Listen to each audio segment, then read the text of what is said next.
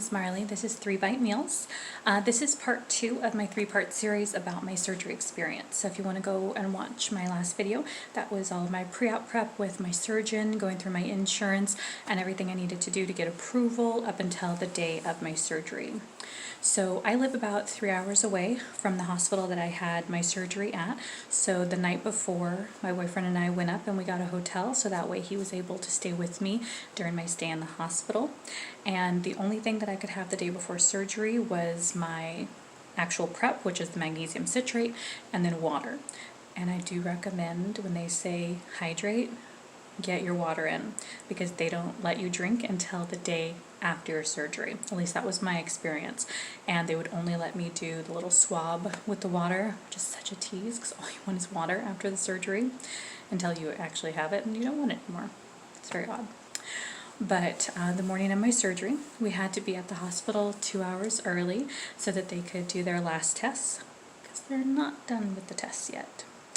And then they had to do my actual day of weigh-in. So I went, they did the pregnancy test, which if you're female, they just want to make sure there's no last minute surprises.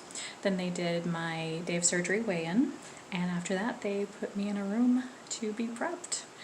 After I was in the room, they brought in the sassy chic compression socks and these yellow socks with rubber soles. I mean, frankly, if I'm honest, the outfit was fire. I mean, you have compression socks with yellow socks and a hospital gown.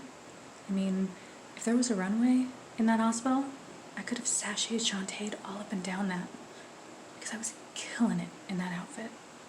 Yeah, it's good times. I mean, normally when you think hospital garb, you don't think runway, but I made it work. I made it work well. So after that, then they had the hospital vampires come and see me to draw blood one last time for surgery, because again, they don't have enough of your blood at this point.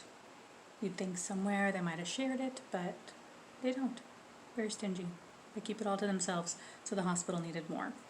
And after that, they put your lines in. They have to have one line, which is your PICC line, and then your other line, which is where they're going to give you all of your IV meds. That did not work out for me after the surgery, and we will get back to that. So after they did that, they started letting my family come in to see me one by one, so that we could basically kind of, you know, just visit and try to take the anxiety level down a little bit. The only other surgery experience I had was an emergency surgery where they told me I was going in, an hour later I was in, and everything was happening very fast. This was a more drawn out process, and everyone was very pleasant, but for me, I already have anxiety. Nothing was going to take that down. But they did let my family and my boyfriend come in to see me one by one, and everyone just talked to me, told me how proud they were of me, and I was just so grateful that they were there to just talk to me in general. And then the anesthesiologist came in. Now when he came in, he was the guy that I wanted to see, because he's the guy that keeps you knocked out through the surgery, and there was no chance in hell I wanted to wake up. And normally with medications, I am very susceptible to medications. I always tell every doctor, give me the medication as if you're giving it to a 110-pound girl, because that's how it's going to hit me. When he came in to introduce himself, I told him, give me the dose you would give for a rhino at the zoo that you want to just stay asleep for a week. I was so worried about waking up. You hear horror stories, and I was just so scared. He laughed it off and actually told me that they have to wake you up during surgery. I said, what? And he says, we have to wake you up during surgery just to make sure that everything is good. He says, you don't remember it, but it happens. I said, then why are you telling me? Why are you telling me something I'm not going to remember? And he laughs. Great guy. But at that time, did not help with the anxiety. No. But then he left, and then I was there with my mom. She did not help the anxiety more, but she tried, and I love her for it. I love her for it, because she tried. Everyone tried. So then my surgeon came in and did the last follow-up, which is basically asking me if I'm ready to go, and I was about as ready as I was ever going to be. So they did the last visits. My family did another round of coming to see me and wishing me luck, and they wheeled me off to surgery. And you would think that and going to sleep and then waking up is where it ends for me.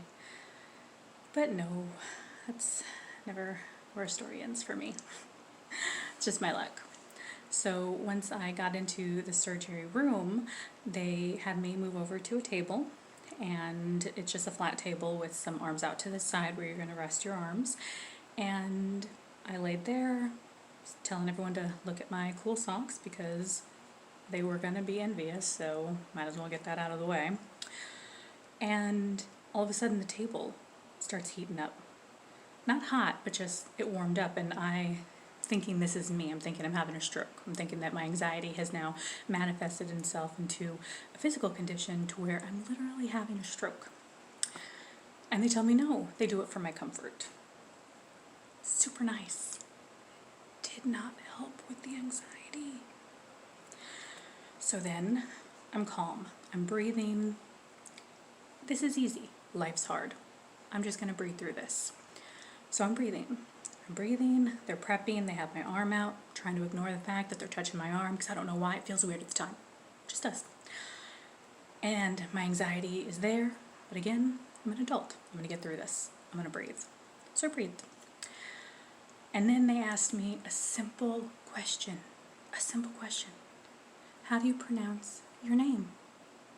No one ever really pronounces my name right the first time. I go by Marley because it's easier, but they asked me how to pronounce my name, and I got Mar. And that was about it before the unexpected, but kind of expected happened. And I started getting choked up, let's say. So as I'm getting choked up, everyone freezes in the room, waiting. Because right now I'm just choked up. But then it happens. And I can't stop it. And I threw up. It was horrible.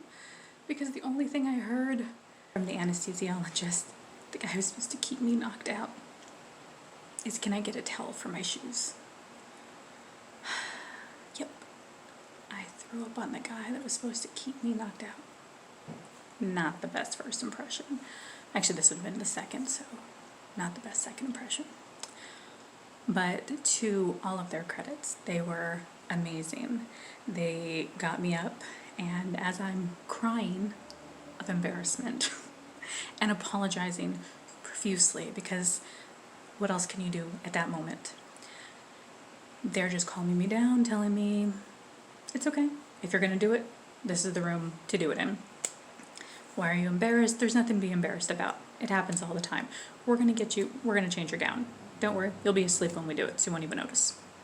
Just amazing staff. And then when I was ready to proceed, I lied back down and they got me knocked out fast.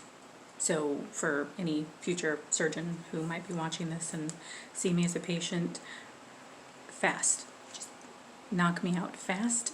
I think it works out better for everyone because, yeah, time is not our friend. But yeah. So now is when I get to go to sleep and then wake up. So I woke up in the recovery room, groggy and in pain, but manageable. And then after that, I fell asleep again. And then I woke up in my room with my family all around me, talking and laughing and just waiting for me to wake up.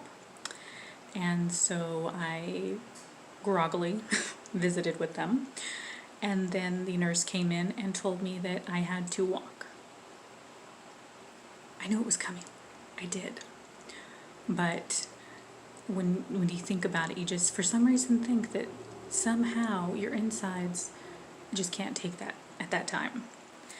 But I said I was going to be grown up about it. And so I got out of that bed and I penguin walked my way to the door as slow as humanly possible. And then at the end of the hall, there was an exit sign. And they told me that they wanted me to make it to that exit sign. So I mustered up all of the confidence I had. And I did my little March of the Penguins all the way to that exit sign. And I made that exit sign my bitch. And then they told me I had to walk back. I don't know if any of you have ever watched Gattaca, where he just saves it for the trip out, but has no plans of swimming back. That's what I did. But it's for all of you 80s babies out there, because you probably remember that movie. But I turned around and I waddled my butt back over to my room. And when I got to my room, I was so happy with myself. I was so proud that I made it. And then my sister ruined it by telling me that that was not my room. Mine was one more down. I was so sad. I was so sad. But I did it, and I went and I got in my room. And I have never been so happy in my life to see a hospital bed, let alone to lie in one. But I did. And I was conscious for about 5 more minutes. Then after that, it was lights out. And then I woke up the next day in a great deal more pain. The actual surgery drugs are a little bit better. Not that I advocate any drug use, but those ones were a lot better than before. So the next day is when they tell you that you cannot drink any water, and that sucks. They let you take a wet swab and kind of wash your mouth out a little bit with it, but that's about all you can do. And then they have you start walking, and they had a little board where you could track all of your walks with these little airplanes every time you walked around the floor. And to be released, you had to make 12 rounds the first day, which is basically the day after your surgery, and then on the day that you're going to be released, you have to do 24 rounds. And it does not seem like a lot. It seems like anything that you could do any day of the week. But right after surgery, it's a bit. But luckily, I had my boyfriend there, and he was my walk cop. And when I was able to start drinking, he was my water cop. He would set timers, just adorable, to make sure that I was drinking water. And he would set timers and tell me, don't you think you should get up and start walking? Start walking, maybe go for a walk? And go for a walk right now? I love him. And I would not have gotten up as many times or taken as many drinks of water if he didn't do that. So I really do love him for that. But sometimes you just want to strangle that person. Because there are times where, yeah, you want water, but as soon as you can have it, you don't want it. Everything upset my stomach. They tried to give me broth, didn't work. Tried to give me Jell-O, no go. A popsicle, I love popsicles. No, everything turned my stomach. Commercials of food turned my stomach. And I'm a foodie, that never happens. My guy would come back and he would have had lunch and he would try to tell me about it because he was excited about some place that he found. And I couldn't listen. I couldn't. The idea of what he was eating just turned my stomach, which I actually thought was good. You know, the idea of food is, you know, making me sick. That's a good thing. You know, see how long that lasts. Not that long. By the time we got home, I wanted food. I was jealous of everything he got to eat, and I hated everything that I tried to eat. But that's what's going to happen.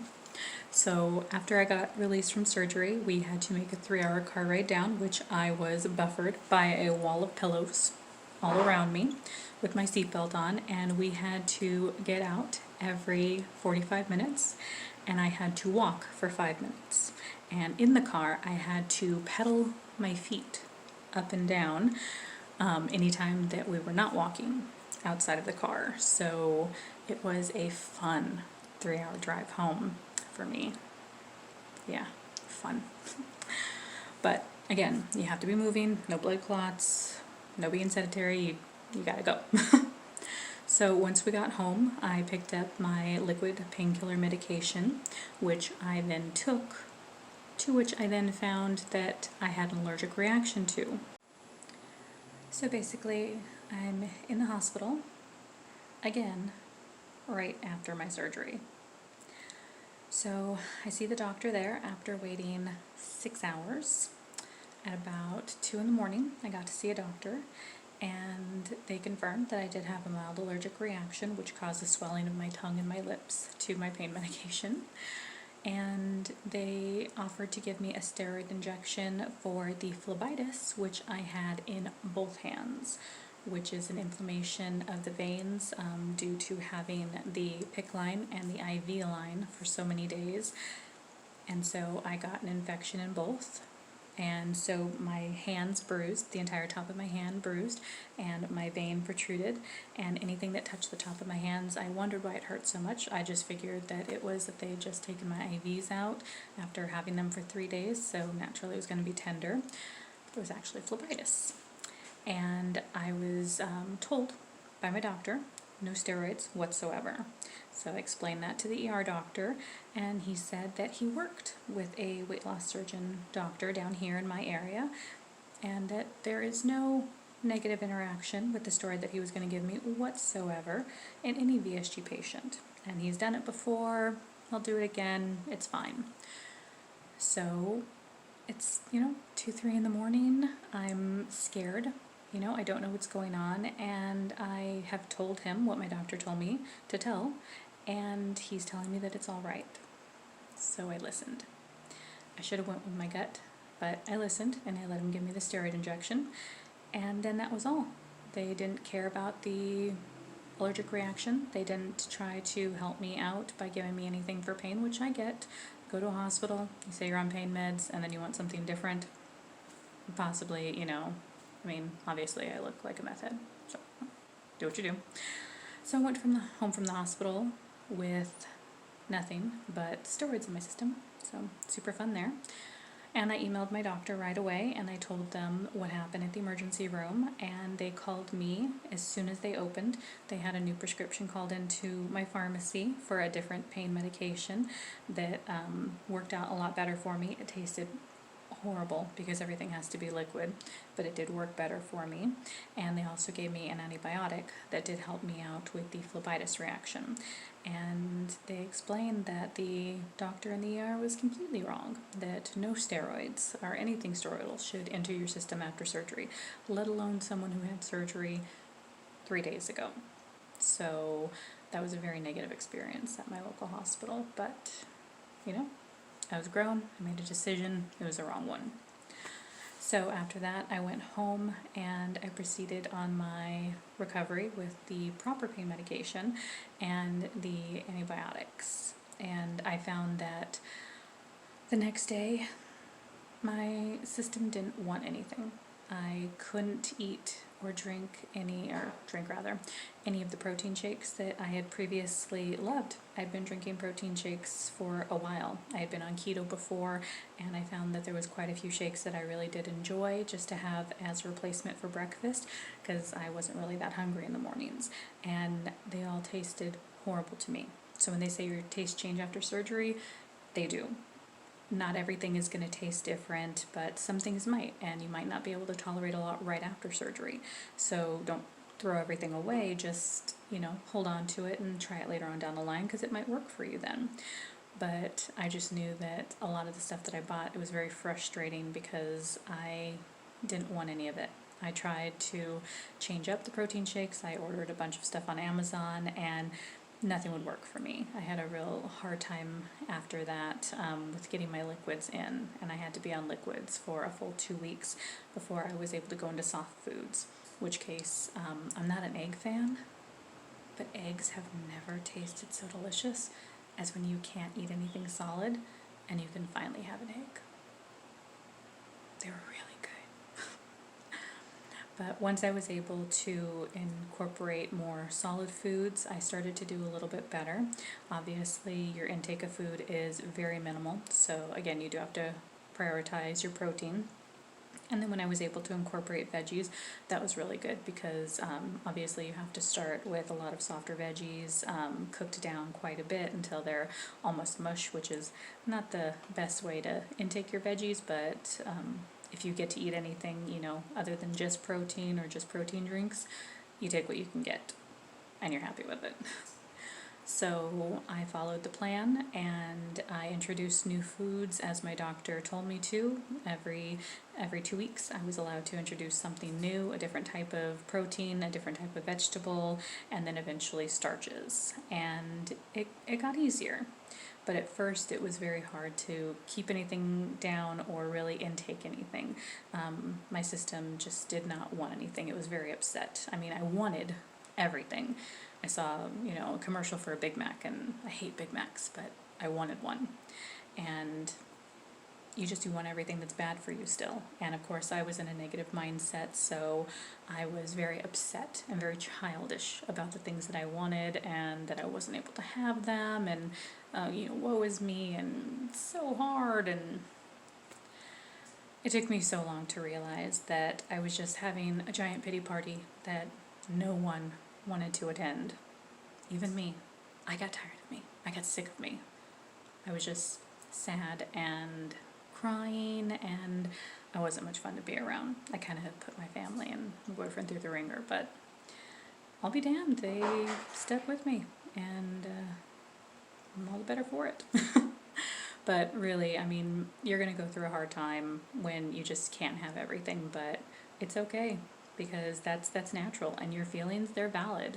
And if you want to be upset, but don't stick in that mind frame. Don't stay there in that negativity, you know. Just realize that about yourself. Realize that you are being negative and that there is going to be a time for it, and your emotions and your hormones and everything are, you know, going haywire. So everyone around you kind of needs to accept and give that a little leeway. A little. But eventually you do need to get yourself back on track and start getting your head out of your ass and just realizing that it's going to get better. Things are going to change, and you're going to be so much happier for it. And it'll be good that you can't take it back, because you're going to be so happy. And I really do hope that, and I wish that for you. So please like, comment, subscribe, and I am going to be posting a video next week, which is all of my at-home and then my till now pre-op recovery, telling you a little bit about what I'm eating.